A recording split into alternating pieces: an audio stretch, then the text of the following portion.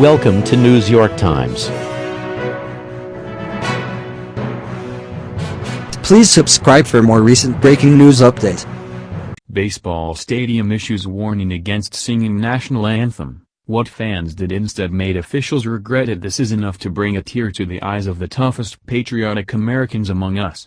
And at the same time, it goes to show how we who are stuck here living in California might elect evil people into office, but as American citizens are still alright.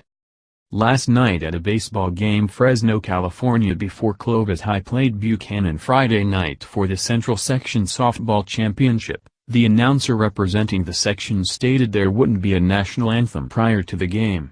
So the crowd did what all Americans should do when faced with such an asinine conundrum. After a loud chorus of boos they rose to their feet and sang it anyway.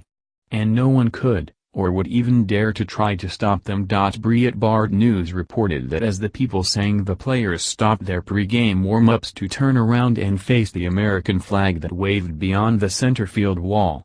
When the song was over, the crowd burst into a round of applause and then the teams went on to play ball. After the game, the event coordinator Bob Kajanian of the Central Section almost apologized by making a statement that it was a mistake on his part. The national protocol is the first game of the session you have the national anthem, he said. The games after that are just played. We got caught off guard. Both the teams turned to face the field and they all started singing the national anthem. They started to play some music and the people took that as the national anthem and they all started singing, which I think is obviously a wonderful thing to show off their patriotism. We try to follow with what normally gets done. It's all a learning experience for everyone and, going forward, we're playing the national anthem at every game. How is love of country a so-called learning experience, Mr. Kajanian? On a side note, this makes me proud to be a lifelong Californian, and God knows I don't have many opportunities to say that. Although our land here is without a doubt one of the most majestic and fruitful of all God's creations, our politicians here are evil, and they carry disdain for all that is good, wholesome and American.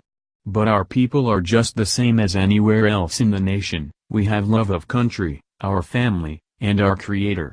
And I know in my heart that someday our elected officials will reflect what we are, patriot Americans. And here is more proof that California isn't all crazy via NPR. At last count, nearly a dozen local governments in California have voted to oppose what is known as the state's sanctuary law, Senate Bill 54, escalating tensions over the long divisive issue of illegal immigration in the Golden State. The law, passed last year, aims to protect some immigrants in the country illegally by limiting cooperation between local law enforcement and federal immigration authorities. California is believed to have the largest population of undocumented immigrants, and the state is on the front lines of the resistance to the Trump administration. But the recent wave of opposition to California's opposition to the administration is turning some heads. Much of it began in the small Orange County suburb of Los Alamitos, where the city council passed a measure last month to opt out of the sanctuary law. I don't like the direction California is going, says Warren Kusamoto, mayor pro tem of the city. Orange County supervisors revolt against California's sanctuary law. Kusamoto decided to draft the initiative because he said Los Alamitos is caught in the middle of a national political fight and is being asked to work under conflicting laws. The small city of 11,000 also has close economic ties to the federal government. It is home to several companies with large federal contracts as well as a U.S. military base. But there are also bigger symbolic reasons at play. Kusamoto is frustrated more broadly with state policies on everything from taxes to immigration. As a state, we've squandered away what the greatest generation provided for us, he says. Kusamoto is a Republican and Japanese American, in his words, a product of immigrants. I believe my grandparents did it the right way. They were able to immigrate, become naturalized eventually and citizens, he says. Why is that not the right way for anybody to come over here as immigrants?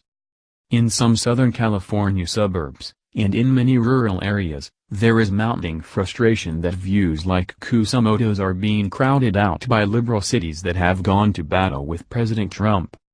When you start to legislate that we cannot cooperate or communicate with another law enforcement partner, that is problematic, says Orange County Undersheriff Don Barnes. Last week, the sheriff's office began posting the release dates of inmates online, using an existing database, they say, to alert federal immigration authorities to potential issues. That move was widely seen as an open defiance to the state government in Sacramento. Sheriff officials had loudly opposed SB 54 when it was under consideration last year. We shouldn't be mixing public safety with politics, Barnes says.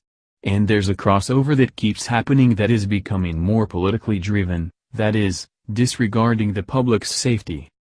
Still, it is clear that at least the undercurrent of this recent backlash in Southern California is also political.